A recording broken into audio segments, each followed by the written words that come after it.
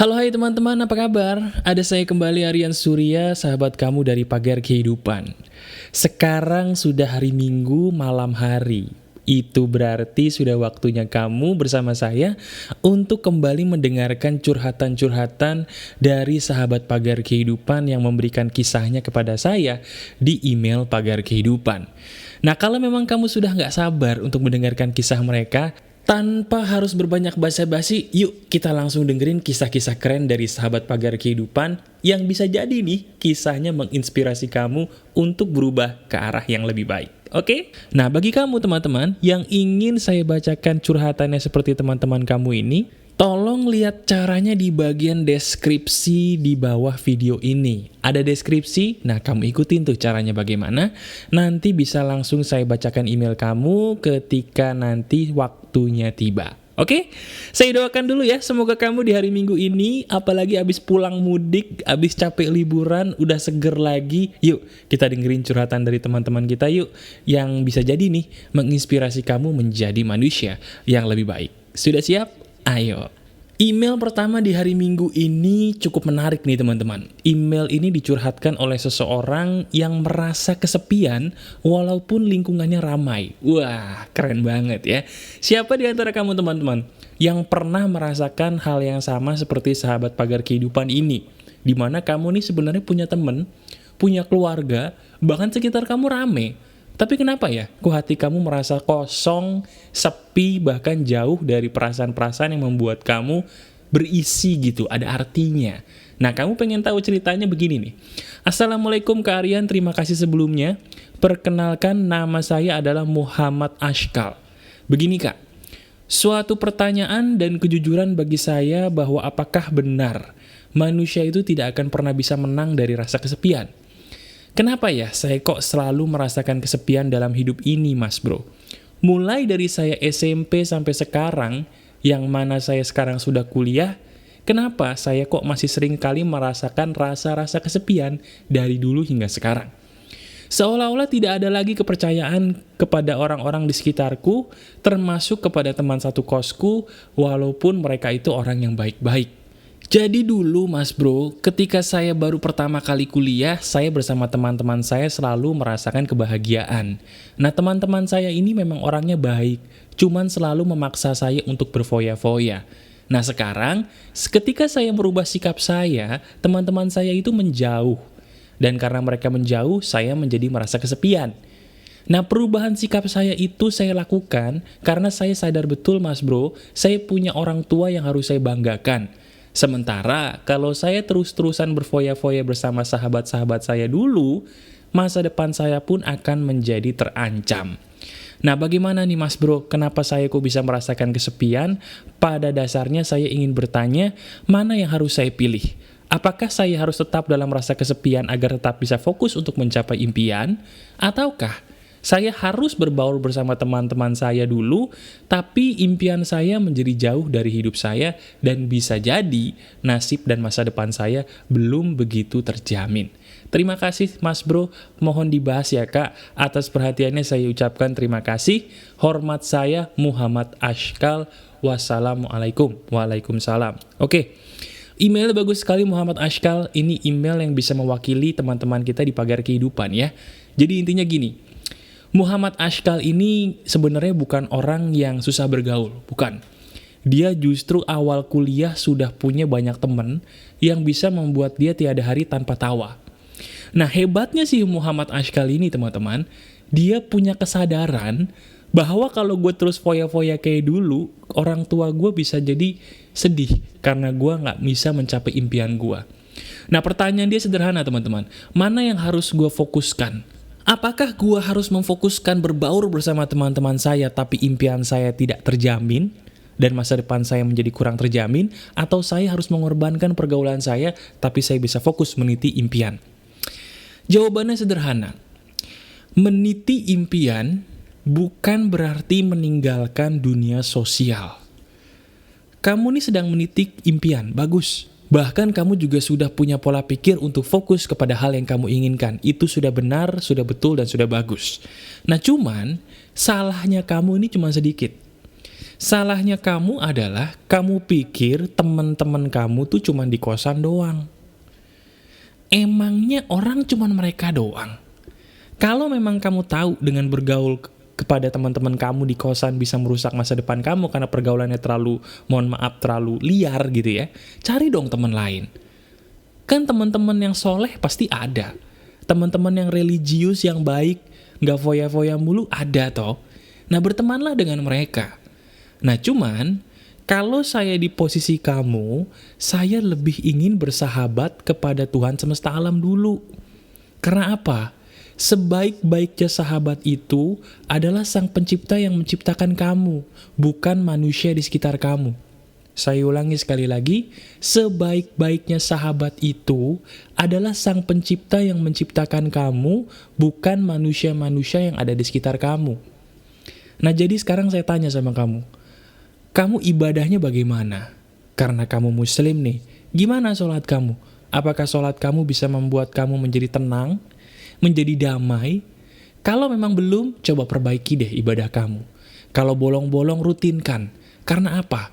Sahabat terbaik kita itu adalah Sang Pencipta yang menciptakan kita dan harus selalu rutin kita kontak, tidak peduli sekotor apa diri kita. Jadi saya ingin nih teman-teman, sama seperti kamu semua yang mendengarkan suara saya kali ini ya, kesepian itu sebenarnya adalah salah kamu sendiri. Karena kamu berpikir bahwa sahabat baik saya nomor satu adalah manusia. Padahal itu salah. Sahabat baik pertama kita adalah siapa? Betul, Tuhan semesta alam yang menciptakan kita. Bangun malam-malam abis tidur, kalau muslim sholat tahajud aja. Percaya atau enggak ya, kalau kamu rutin sholat tahajud nih bagi yang muslim, kesepian kamu tuh hilang loh. Coba deh kalau nggak percaya kamu cobain. Bangun malam-malam gitu, pasang weker gitu. Bangun abis itu ambil air wudhu, sholat tahajud aja. Abis itu curhat sama yang maha kuasa, apa sih keluh kesah kamu tiap malam gitu ya. Kesepian itu hilang. Walaupun mungkin teman-teman kamu cuma itu-itu aja, tapi rasanya tuh kayaknya kok kosongnya gue hilang gitu loh. Kosongnya gue kayaknya keisi sama sesuatu hal yang ternyata jawabannya adalah cuman satu, yaitu kontak kepada Sang Pencipta di malam hari rutin.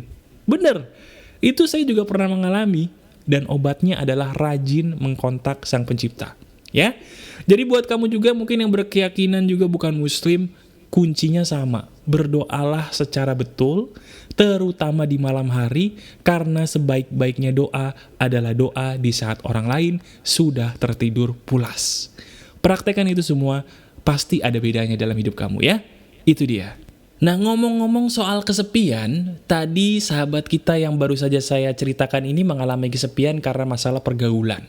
Nah, untuk email kedua ini juga seru nih teman-teman.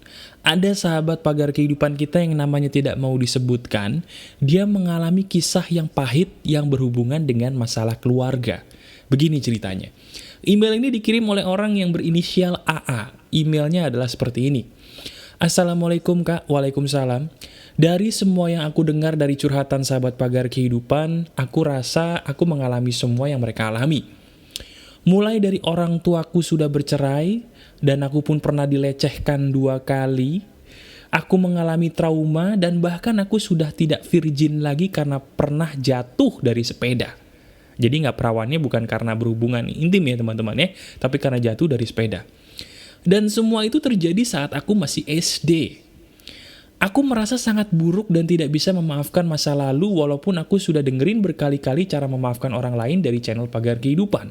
Nah, yang jadi ketakutan saya Mas Bro adalah begini, gimana nanti kalau seandainya saya sudah menikah dan pasangan saya kaget kalau saya sudah tidak perawan lagi.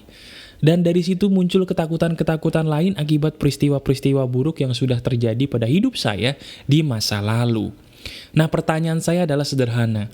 Gimana caranya Kak biar aku bisa lupain semua masalah di masa lalu aku dan menghadapi semua ketakutan yang selama ini aku rasain supaya menjadi lebih baik atau lebih berani? Tolong saya Kak, terima kasih atas bantuannya. Terima kasih Pagar Kehidupan. Wassalamualaikum. Waalaikumsalam. Email ini dikirimkan oleh orang yang berinisial AA dan dia punya kisah unik.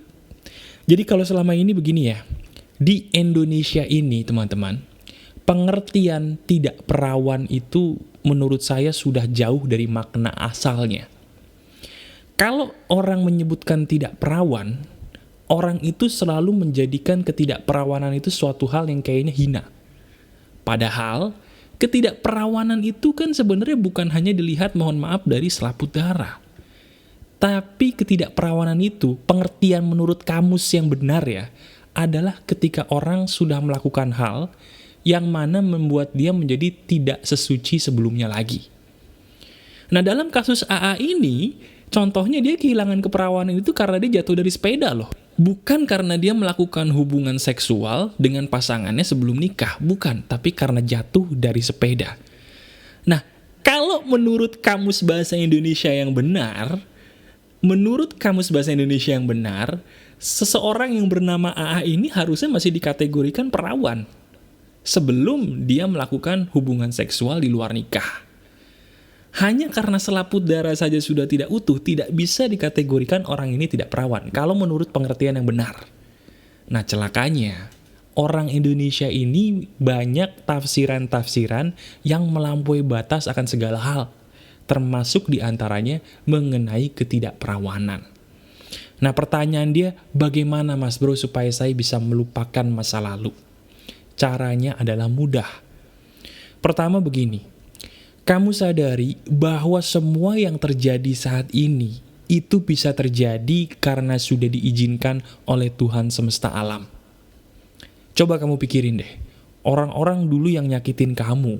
Ini juga buat kamu yang mendengarkan ya teman-teman. Pikirin deh orang-orang yang dulu pernah hadir dalam hidup kamu yang nyakitin kamu. Siapapun mereka, pikirin sekarang.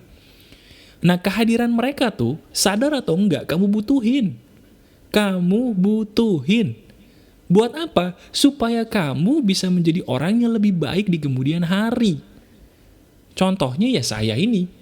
Saya nggak mungkin loh bisa bikin pagar kehidupan dan menjadi bijaksana seperti kata orang gitu ya, kalau masa lalu saya tidak mengalami tekanan. Justru saya jujur paling kasihan loh, mohon maaf, sama orang yang hidupnya tuh nggak ada masalah. Bagi saya orang itu kasihan karena dia nggak bisa mendapatkan sesuatu hal yang bisa membuat dia nanti naik level di kemudian hari. Nah, sekarang, bukankah orang-orang yang hadir di masa lalu kamu ini sebenarnya bisa membuat kamu menjadi lebih baik di kemudian hari kalau kamu mau mengambil hikmahnya? Nah, kalau kita bicara hikmah, Mas Bro, hikmah itu apa sih? Hikmah itu pelajaran. Pelajaran. Contoh nih, kamu tadi mengaku orang tua kamu sudah bercerai. Dengan orang tua kamu nih, teman-teman juga sama yang semua orang tuanya udah bercerai, bukankah itu menjadi pelajaran? Supaya kamu menjadi orang yang tidak manja dan bisa mencari jati diri dengan cara yang tidak sama seperti orang-orang pada umumnya. Bingung ya? Contohnya gini, saya nih juga punya orang tua bercerai.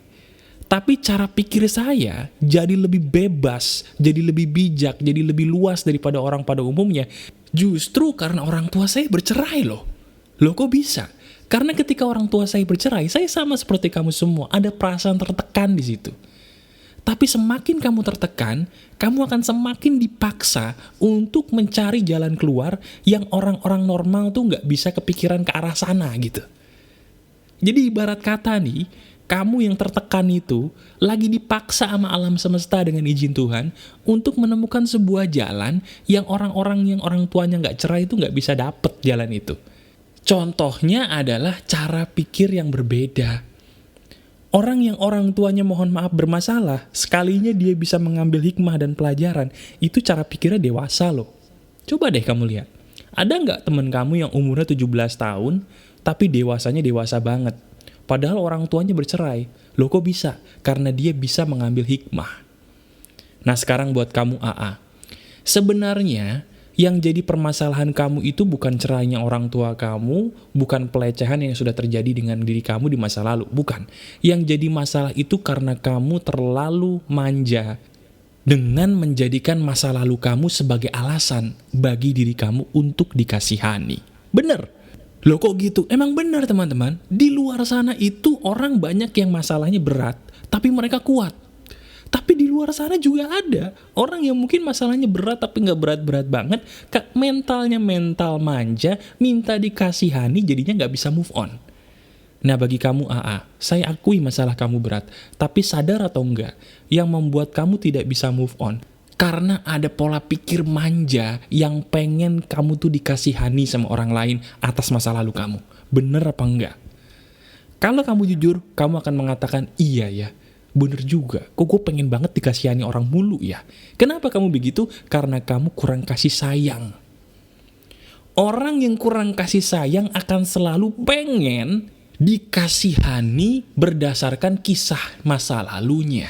Nah sementara orang yang cukup kasih sayang teman-teman, mereka kebalikannya. Mereka akan sibuk untuk berbagi cinta kepada orang-orang yang membutuhkan. Nah sekarang solusinya buat kamu AA begini.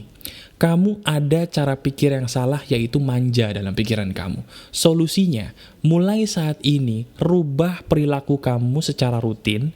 Dengan yang tadinya mungkin meratapi masa lalu, coba dengan saat ini, kamu praktekin video saya yang paling baru hari Sabtu kemarin.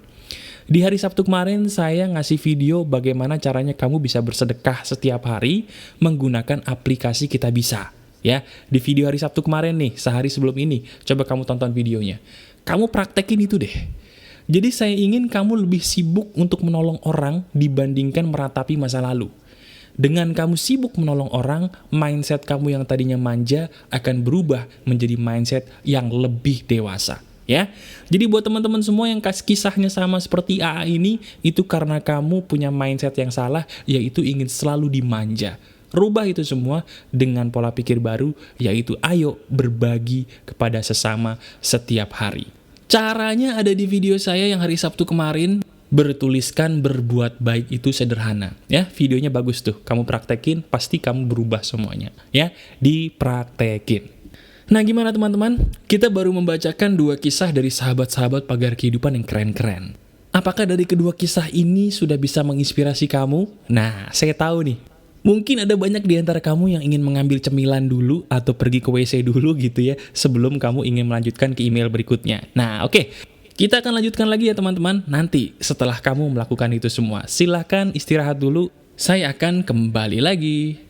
Oke teman-teman, gimana? Udah siap untuk kita mendengarkan lagi email curhatan yang ketiga dari sahabat pagar kehidupan? Udah enak, udah fresh? Oke, kita langsung dengerin yuk curhatan yang ketiga dari sahabat pagar kehidupan. Nah kalau tadi mungkin masalah-masalah yang diceritakan oleh sahabat pagar kehidupan itu agak sedikit serius gitu ya. Nah tapi kali ini masalahnya juga agak serius tapi agak sedikit berbeda dari masalah pada umumnya. Bagaimana ceritanya Mas Bro? Email ini dituliskan oleh seseorang yang bernama Pencari Kebenaran. Cielah, keren banget nama emailnya ya. Bunyi emailnya begini teman-teman. Halo Mas Aryan, mohon maaf lahir dan batin ya sebelumnya. Oh ya Mas, mau nanya nih. Cara melihat dan mengenal karakter diri sendiri gimana ya? Kadang nih, saya suka bingung Mas Bro. Menurut si A, saya tuh seperti ini. Malah menurut teman saya yang lain nih, si B, beda lagi. Tapi kadang, anggapan orang lain tentang karakter saya, ada yang benar, ada yang salah juga sih Mas Bro. Nah, kalau lama-lama seperti ini terus, saya khawatir jadi saya kehilangan jati diri, dan tidak kenal lagi dengan karakter saya yang sebenarnya gitu. Mohon dibantu ya Mas Aryan, tolong kasih tahu bagaimana caranya kita bisa menemukan jati diri tanpa harus terpengaruh orang lain. Oke, pertanyaannya keren banget teman-teman. Pertanyaan ini ditanyakan oleh seseorang yang namanya Pencari Kebenaran. Jawabannya pun mudah-mudahan bisa memberikan inspirasi kebenaran bagi kamu semua ya. Jadi dia bertanya begini, ada kalanya orang bingung menentukan jati diri. Ketika dia merasa bahwa dirinya adalah karakternya A, tiba-tiba dikritik orang, kok lu B banget sih? Dia bingung. Begitu dia percaya karakternya B, dikritik lagi sama orang, lu C banget sih, lu asli lu C banget. Jadi bingung lagi. Akhirnya orang itu bingung gitu loh. Merasa dirinya tuh kayaknya gak jelas antara A, B, dan C. Bagaimana caranya supaya kita bisa menemukan siapa sih diri kita? Pertama, jawaban yang paling simpel adalah rajin-rajinlah kamu untuk berdiam diri sendiri dalam ibadah kamu. Teman-teman, saya bukannya sok spiritualis di sini, tapi kalau kamu lihat baik-baik, bukankah setiap tokoh spiritual yang pernah ada di muka bumi ini, teman-teman, mereka punya sebuah kebiasaan yang rata-rata sama. Contoh ya, kalau kita lihat Siddhartha Gautama, Beliau melakukan semedi sendiri sampai mendapat pencerahan. Satu. Yang kedua, kalau kita juga melihat Nabi Muhammad SAW, beliau pun juga sebelum mendapatkan wahyu kenabian, sering bertafakur di dalam gua sendiri. Dan semua tokoh-tokoh spiritualis punya kebiasaan yang sama, mereka suka berdiam diri pada sebuah tempat yang bisa membuat mereka tenang. Nah, itu kenapa? Jawabannya karena dengan begitu kita bisa tahu siapa sih diri kita sebenarnya. Itu dia teman-teman. Masalah manusia modern adalah mereka kurang waktu untuk diri mereka sendiri. Saya ulangi sekali lagi. Masalah manusia modern saat ini, mereka kurang waktu untuk diri mereka sendiri. Titik. Nah, maksudnya gimana Mas Bro? Apakah saya disuruh menyendiri? Bukan. Saya tidak menyuruh kamu untuk menjadi orang yang antisosial. Tapi berikan diri kamu setiap hari waktu untuk merenung dalam ibadah. Kira-kira saya ini siapa sih? Kira-kira gua ini siapa dan bagaimana? Nah, sekarang gini. Bagi kamu yang suka bingung dengan karakter kamu itu seperti apa, coba deh, mulai saat ini berikan setiap hari diri kamu waktu untuk merenung ke dalam diri kamu. Ketika kamu merenung, kamu fokus kepada keadaan kamu saat itu. Nah, ini penting nih. Jadi ketika kamu merenung gitu ya, kamu di tempat yang sepi, di tempat yang tenang, kemudian kamu fokus hanya kepada saat itu, pikirannya jangan kemana-mana. Nah, ketika kamu fokus kepada diri kamu sendiri, kamu tanyakan diri kamu. Tanyakan diri kamu beberapa pertanyaan. Pertanyaannya gini, yang pertama, kamu tanyakan, apa sih hal yang membuat saya nyaman dalam hidup ini? Contoh ya, kamu nyaman dengan kesepian atau keramaian? Jujur, gak ada yang salah, gak ada yang benar jawabannya. Jujur, oh gue suka dengan keramaian, oke, fine. Oh gue sukanya dengan kesepian, oke. Yang kedua, hal apa sih yang kalau kamu lakukan itu membuat kamu nyaman? Itu pertanyaan kedua. Yang ketiga, apa sih yang pengen banget gue tampilkan dari diri gue kepada orang banyak, yang bener-bener gue banget, yang bener-bener tuh 100% gue banget. Kalau kamu cewek, kamu punya jiwa tomboy, jadilah tomboy gitu loh. Jangan hanya orang-orang di sekitar kamu gak menyetujui tomboynya kamu jadi sok feminin. Kalau kamu laki gitu ya, kamu suka dengan baju-baju yang mungkin membuat kamu jadi malu karena terkesan seperti perempuan, lupakan orang lain. Sukalah kepada baju kalau memang itu adalah diri kamu sendiri sebagai laki-laki. Jadi ketika kamu tahu bahwa diri kamu tuh nyamannya bagaimana, kamu sudah menemukan diri kamu. Dan ketika sudah menemukan, jangan biarkan orang-orang lain mengontrol kamu. Nah nanti nih, ketika kamu bersosialisasi, sosialisasi itu kan bagus, tapi jangan lupa bahwa yang lebih bagus lagi adalah mengembalikan diri kamu kepada diri kamu yang sebenarnya. Caranya bagaimana? Menyendiri untuk merenung menggunakan cara saya tadi. Ya, itu yang biasa dilakukan oleh orang-orang yang spiritualnya tinggi zaman dulu, dan itu yang harus dikembalikan lagi ke orang-orang zaman modern saat ini. Supaya apa? Supaya orang tidak kehilangan jati diri mereka. Jelas ya teman-teman ya? Keren gak nih caranya nih? Keren ya? Nah lakukan deh cara ini supaya kamu menjadi orang yang lebih tahu siapa sih diri lu yang sebenarnya. Gimana teman-teman? Mantap-mantap ya pertanyaan kita hari ini, dan juga mantap-mantap juga mudah-mudahan jawabannya dari saya untuk kamu semua. Nah kali ini kita sudah masuk ke email yang terakhir. Tapi tenang aja, email terakhir ini justru email yang saya simpan karena memang pertanyaannya paling bagus dan paling mewakili kamu semua. Pertanyaannya adalah begini. Assalamualaikum warahmatullahi wabarakatuh. Waalaikumsalam. Perkenalkan, nama saya Dimas Aryo Seto, domisili saya di Semarang, Jawa Tengah. Wih, lengkap bener. Langsung saja Mas Bro, saya mau bertanya nih. Yang pertama, apakah kita boleh berekspektasi terlalu tinggi terhadap suatu hal? Ada teman saya nih yang sering memiliki ekspektasi berlebihan. Dia sering pindah-pindah tempat kerja karena ekspektasinya tidak sesuai dengan dia. Nah yang kedua, di video Pagar Kehidupan kan ada tuh yang menjelaskan bagaimana caranya kita bisa mendapatkan apapun menggunakan alam bawah sadar. Contohnya nih, ketika kita melakukan visualisasi Mas Bro, kan kalau dalam teknik bervisualisasi seperti yang Mas Bro ajarkan itu caranya bagus banget. Nah, cuman saya mau nanya nih, apakah teknik bervisualisasi ini bisa membuat kita berekspektasi atau berharap terlalu tinggi terhadap suatu hal? Nah, yang ketiga nih pertanyaan saya, nah ini yang penting nih, bagaimana cara kita menyikapi atau mencegah terjadinya down ketika ekspektasi kita atau harapan kita tidak sesuai? Melihat pengalaman teman saya yang sering terlihat jatuh atau down karena dia terlalu tinggi harapannya. Terima kasih Mas Bro atas jawabannya. Sekian dulu pertanyaan dari saya. Wassalamualaikum warahmatullahi wabarakatuh. Salam sukses penuh berkah. Terima kasih. Waalaikumsalam, Dimas Aryo Seto. Pertanyaannya bagus ya teman-teman ya. Jadi dia bertanya 3, tapi intinya bisa digarisbawahi dengan satu pertanyaan. Intinya begini pertanyaannya teman-teman. Jadi dia bertanya, apakah dalam hidup ini kita boleh berekspektasi berlebihan? Dan dia juga bingung, karena di teknik video saya yang alam bawah sadar tuh, kamu ingat video tentang alam bawah sadar teman-teman yang bisa membuat kita jadi meraih apapun dengan alam bawah sadar yang benar? Tahu ya videonya ya? Nah di situ dia bertanya, apakah itu juga membuat kita jadi berharap terlalu tinggi? Karena kita bervisualisasi. Dan bagaimana caranya kita bisa menyikapi hidup supaya kita tidak berekspektasi terlalu tinggi? Itu bagus ya. Jawabannya adalah sederhana. Begini.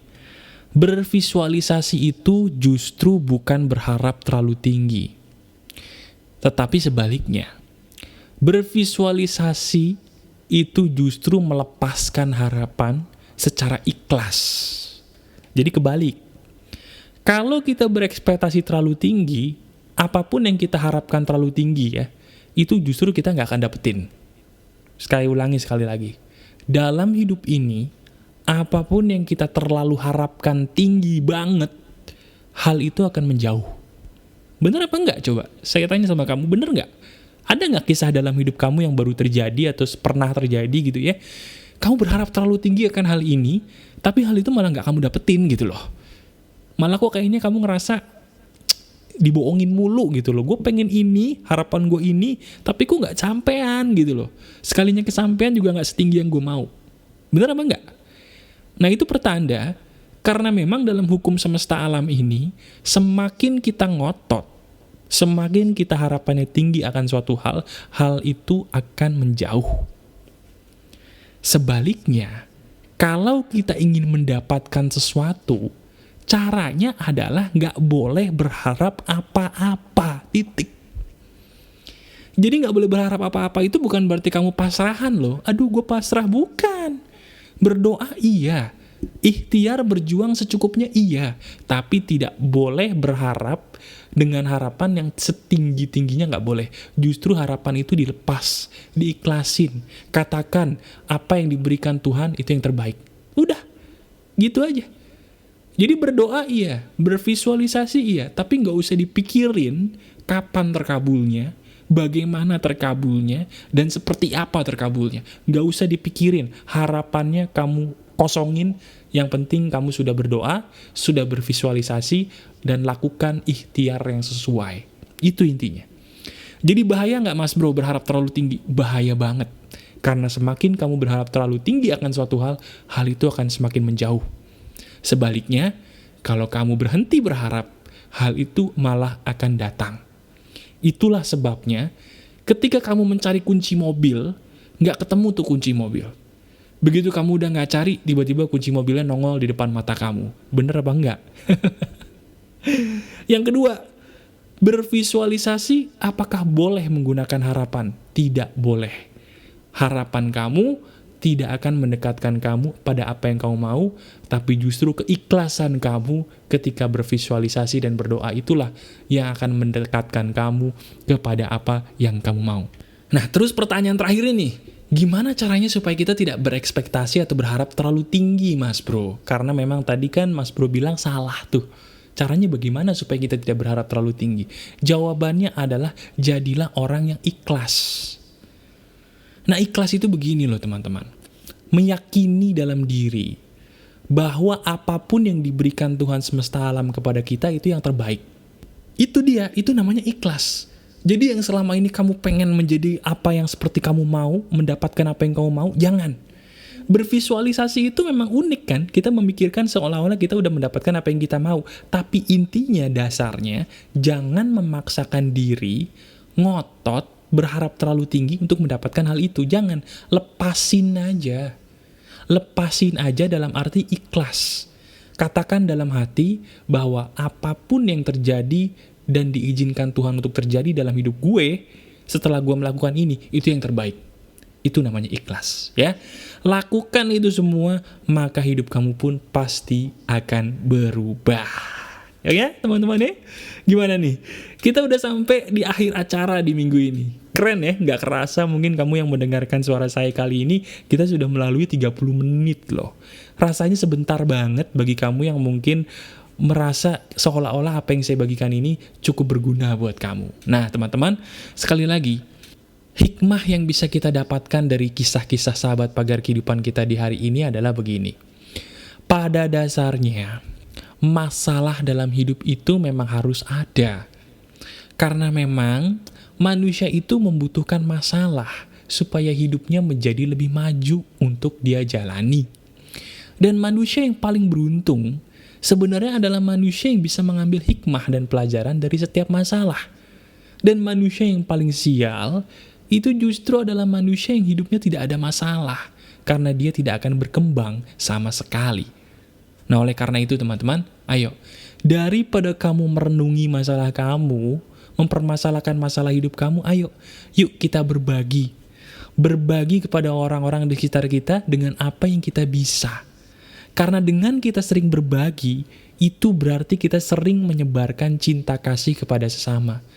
Dan dengan semakin sering kita menyebarkan cinta kasih kepada sesama, hidup kita pun akan terasa jauh lebih lapang. Lakukan itu semua ya teman-teman, dan rasakan indahnya hidup yang dipenuhi dengan tebaran cinta kasih. Masih ada saya sahabat kamu Aryan Surya dari Pagar Kehidupan. Tetap keep spirit, keep sharing, and keep loving. Bye-bye.